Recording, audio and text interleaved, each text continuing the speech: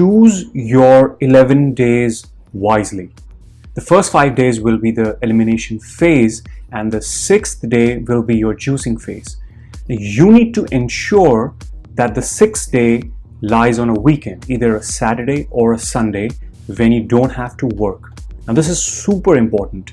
You need to be completely relaxed during your detox. However, this is not to undermine the importance of the elimination and the maintenance phase. Elimination phase will ensure that your detox organs like liver and colon are getting the essential nutrients to do its job properly. At the same time, this will help your body to prepare for day 6, which is your main detox day.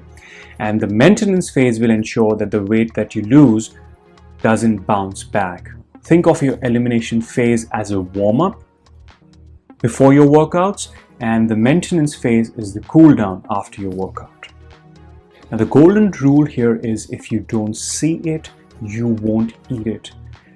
So it's very important that you keep your kitchen and your fridge free from all the junk or the processed foods that may sabotage your results.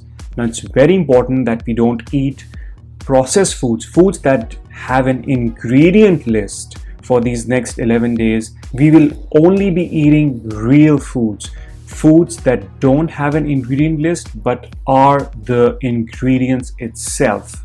Abraham Lincoln once said that if he has 9 hours to chop down a tree, he will sharpen his axe for 6 hours and chop down the tree for 3. Here, sharpening the axe denotes planning. So if you're well planned and prepared before you begin your 11-day detox diet, your chances of success increases. In the next video, I will discuss the elimination phase in detail. I'm very excited to get you started, and I'll see you in the next lecture.